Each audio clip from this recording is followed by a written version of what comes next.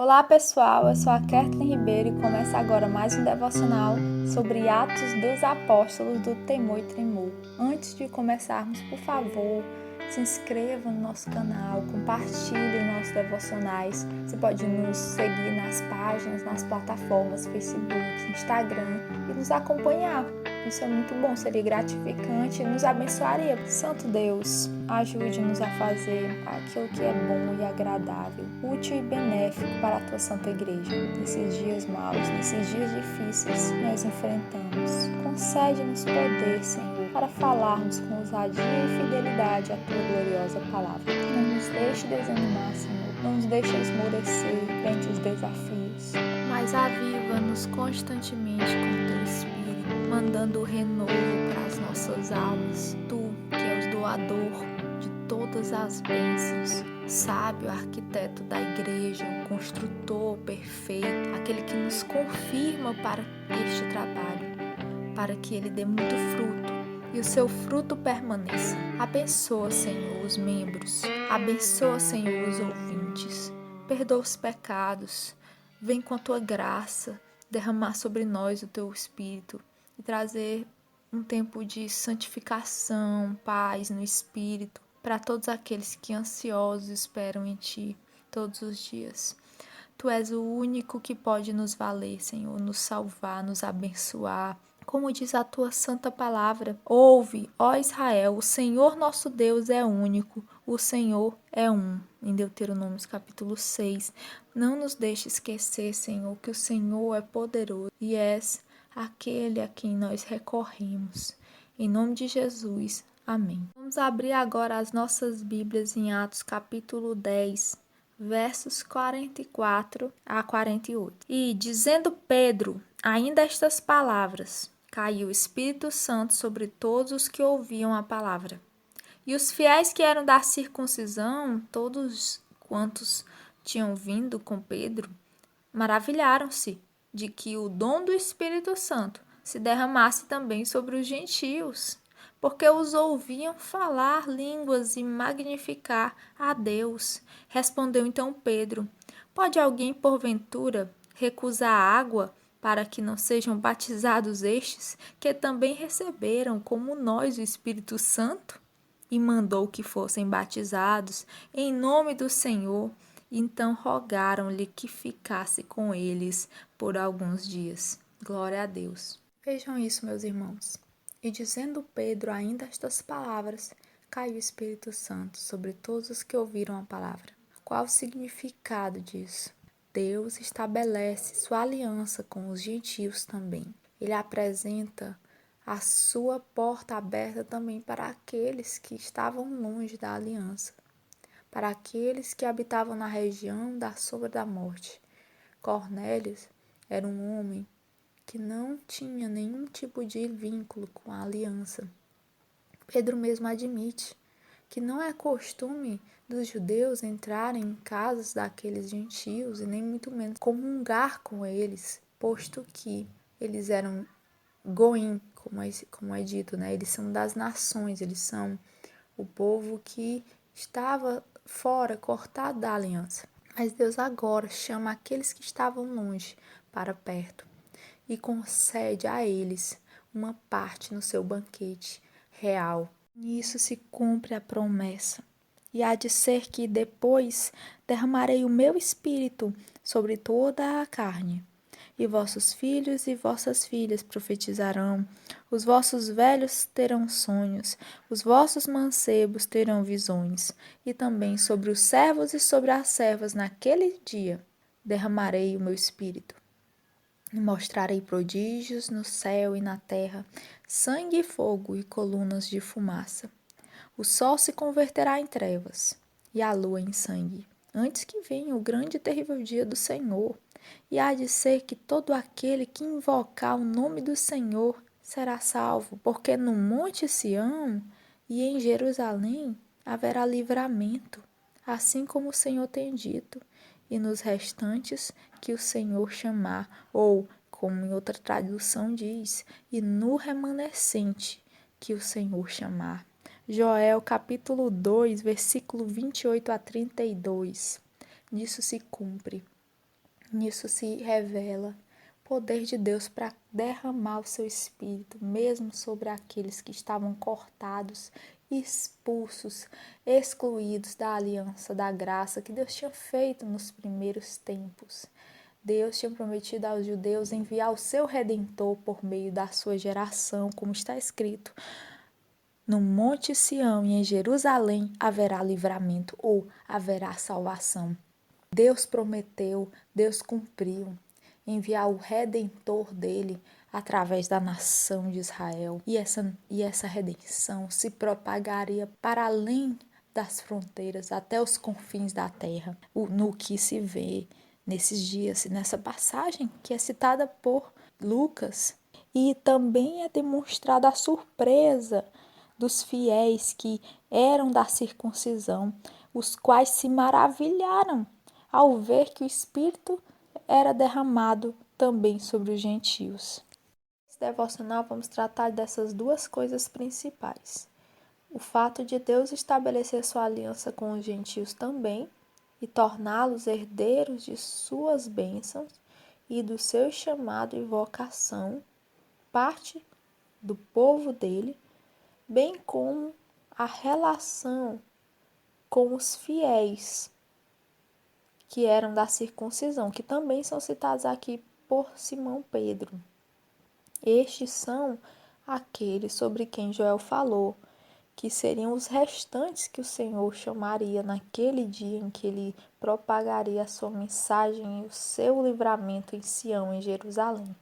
Esse é o remanescente, os quais são chamados aqui por Lucas de fiéis que eram da circuncisão. Mas vamos por parte. E porei dentro de vós o meu espírito. Ezequiel 36, 27. A primeira coisa a ser compreendida é que se o profeta disse que o Senhor tinha afirmado, porei dentro de vós o meu espírito, segue-se que é imprescindível, totalmente necessário que nós recebamos o derramar desse espírito. Em Romanos, capítulo 8, verso 9, está escrito: se alguém não tem o Espírito de Cristo, esse tal não pertence a ele. Por quê? Ele segue dizendo no verso 14 a 16 do mesmo capítulo 8 de Romanos: porque todos os que são guiados pelo Espírito de Deus são filhos de Deus.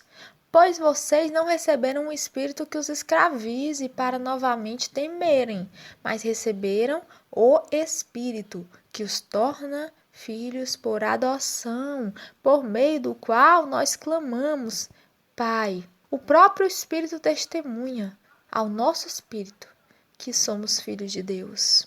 Por isso os fiéis que eram da circuncisão maravilharam-se tanto, porque o que acontecia naquele momento na casa de Cornélio era a prova de que os gentios agora eram filhos de Deus. Aí você questiona, mas Kathleen, isso não era coisa crida? Não, pequeno coração. A noção de que um ser humano poderia ser filho de Deus nunca foi algo tão bem aceito. Você vai ver isso em João 10, quando Jesus se faz filho de Deus. Isso está escrito a partir do verso 30, por aí. Os judeus pegaram então outra vez em pedras para o apedrejar. Respondeu-lhes Jesus: tenho-vos mostrado muitas boas obras procedentes de meu Pai. Por qual destas obras me apedrejais? Os judeus responderam, dizendo: não te apedrejamos por alguma obra boa, mas pela blasfêmia, porque sendo tu homem te fazes Deus a ti mesmo. Jesus ele afirmou que era filho de Deus, então os judeus eles se irritaram contra ele. É óbvio que os judeus tinham uma noção de que Israel era filho de Deus. Eles não achavam, Deus tem um filho. Não, eles não entendiam que Deus tinha um filho, eles entendiam que Israel era seu filho. O sentido era sempre de uma nacionalidade, mas nunca alguém afirmou estar em plena comunhão, no sentido total de unidade, como Cristo fez. E Paulo vai e diz que nós por adoção, não pela natureza, como Cristo, mas nós por adoção somos feitos filhos de Deus, através da aliança. E isso é estendido aqui aos gentios. Por causa dessa situação, houve uma grande maravilha por parte dos judeus, que não compreendiam ainda tão bem a extensão daquilo que Deus estava fazendo até aquele momento. Mas isso nada mais é do que o cumprimento de diversas profecias que já eram apresentadas aos judeus constantemente, mas eles muitas vezes não prestavam atenção, como em Isaías 41, verso 1, em que o profeta chama as ilhas para o conhecimento da verdade. Então ele diz no capítulo 42, verso 6: Eu te darei por conserto do povo e para a luz dos gentios, ou luz das nações. Em outro verso é dito, em 42, verso 4, as ilhas aguardarão a sua doutrina, ou as ilhas aguardarão o seu ensino. Ilhas, sempre que é tratado na Bíblia, tem o sentido de povos além-mar, são os estrangeiros. Quando a palavra de Deus menciona a missão do servo do Senhor, no capítulo 49, verso 6, a missão do Messias, é dito que a primeira missão é restaurar as tribos de Jacó, dando-lhes paz novamente com Deus. Quem são essas tribos de Jacó? São Israel. Mas a segunda missão é a que chama a atenção, que diz assim, pouco é que sejas o meu servo para restaurares as tribos de Jacó. Ou seja, tu não é meu servo só para restaurar Israel e tornar a trazer os guardados de Israel.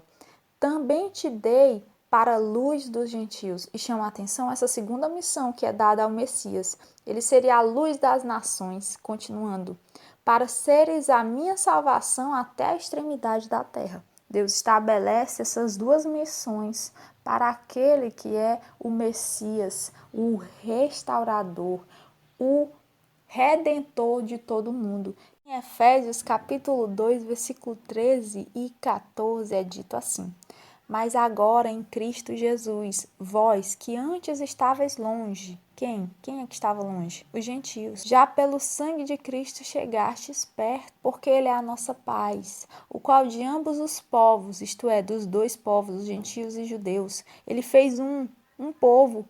Esses dois povos viram um só, e derrubando a parede de separação que estava no meio, na sua carne desfez a inimizade. Então nós somos um povo só, um povo único, a igreja.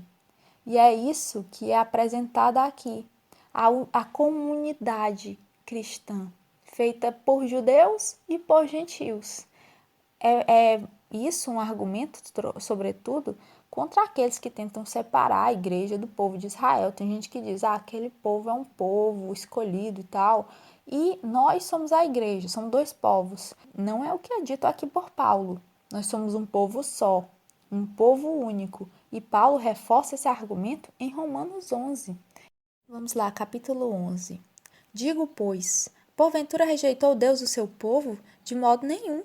Porque também eu sou israelita, da descendência de Abraão, da tribo de Benjamim. Deus não rejeitou o seu povo que antes conheceu. Ou não sabeis o que a escritura diz de Elias? Como fala Deus contra Israel, dizendo, Senhor, mataram os teus profetas e derribaram os teus altares, e só eu fiquei, e buscam a minha alma. Mas que lhe diz a resposta divina? Reservei para mim 7.000 varões que não dobraram os joelhos diante de Baal. Assim, pois, também, agora neste tempo, ficou um remanescente, segundo a eleição da graça. Entendem? É acerca desse remanescente que Lucas cita. Ele diz aqui, em Atos 11, e os fiéis que eram da circuncisão. Por que ele chama assim? Os fiéis que eram da circuncisão.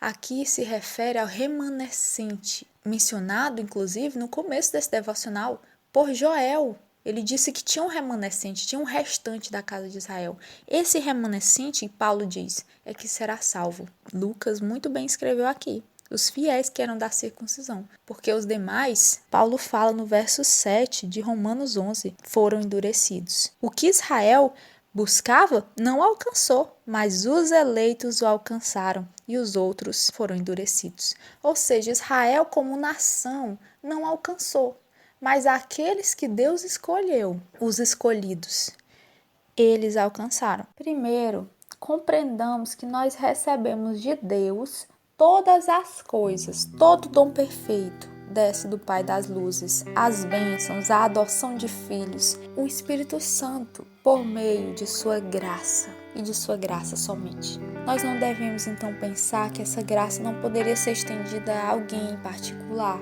ou a um grupo de pessoas. Os gentios, eles tinham muitos costumes distintos daquilo que se estabelece na lei do Senhor, na palavra de Deus.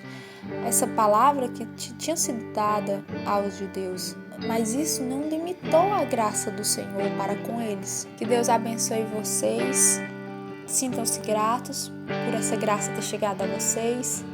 Orem para que Deus possa converter mais almas. Lembrem-se que nós somos um só povo, foi destruída a parede de separação. Os judeus não são um povo separado e nós somos outro povo, não.